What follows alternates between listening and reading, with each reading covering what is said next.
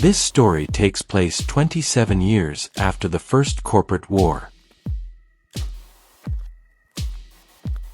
The Nest by Sean Carrière. Chapter 43.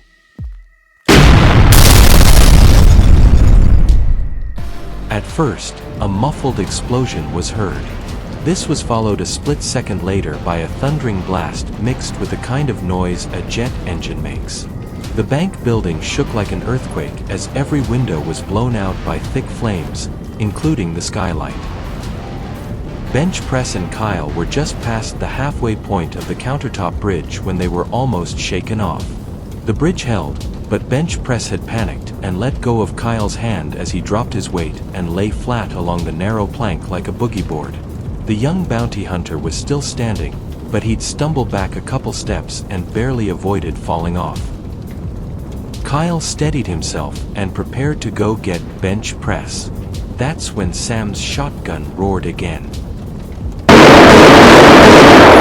Countless rats, all of them on fire, were rushing out onto the bank's roof, and Sam was doing his best to keep the flaming monsters away from the makeshift bridge.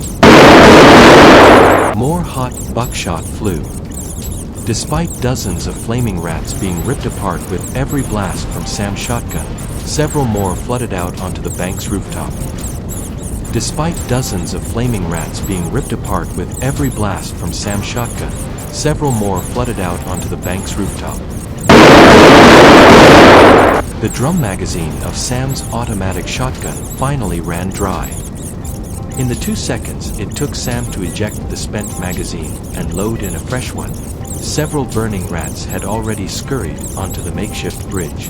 Before Kyle could reach Bench Press again, mutant rodents had swarmed over the big man.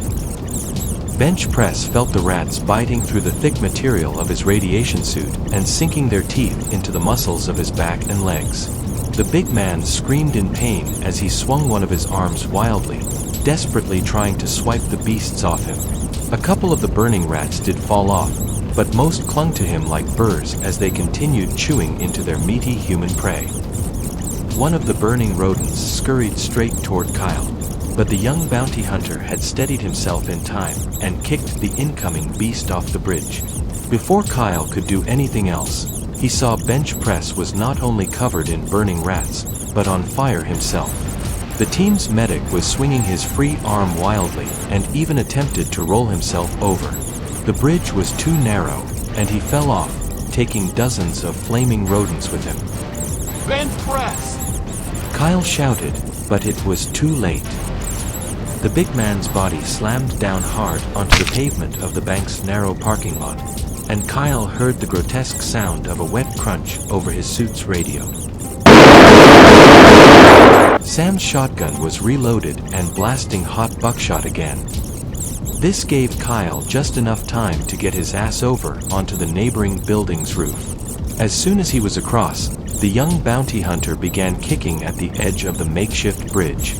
The heavy countertop barely moved, but he kept kicking. He saw dozens of burning rats scurrying toward him across the narrow plank. Kyle kicked with all his might, finally knocking the slab of hardwood away from the edge of the roof, sending it and several more rodents falling to the narrow parking lot below. As he caught his breath, Kyle looked over at the roof of the bank. The burning rats were all trying to leap across to the roof he was now on. None of the beasts made it as the distance was too great, but like lemmings, they just kept coming. Kyle then peeked over the edge of the roof to see the burning remains of countless rats already littering the parking lot below. That's when the young bounty hunter noticed thousands of flaming rodents flooding out the blown open doors of the bank and moving like a school of fish into the building the team were now standing on top of. They're trying to smoke us out! Kyle shouted into his suit's radio. Who's trying to smoke us out, boss? Sam asked. The rats! Kyle explained. The burning rats from the bank next door are rushing into this building. What? How can those fucking things be so smart? Laura asked over her suit's radio. came the muffled sound of one of Sam's booby traps going off a couple floors below. This brought the conversation to a halt. Laura held her sawed-off shotgun with her right hand and used her left hand to grab their girl prisoner by her shoulder before giving her a "you better pay attention" shake. I sure hope you can run and jump, young lady. Laura shouted to the little bomb maker. Cause I can't toss your ass over to the next roof. Mouse didn't need to be told twice. Like a jackrabbit, the little bomb maker sprinted as quickly as she could under the weight of her radiation suit, reached the edge of the roof, and jumped. Mouse was petite, just shy of 5 foot tall, and she normally couldn't jump very far. But the thought of being eaten alive by rats provided excellent motivation, and she made it across the 2-meter gap just fine. After another judo-style breakfall, Mouse picked herself up in time to see the lady bounty hunter tossing the jerrycan over. The sturdy plastic container didn't break as it landed next to her.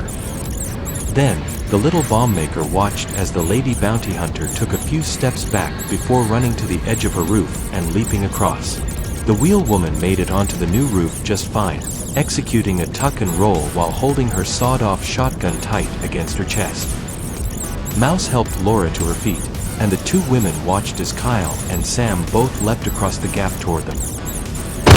Kyle landed on both feet onto the new roof and squatted to save his knees.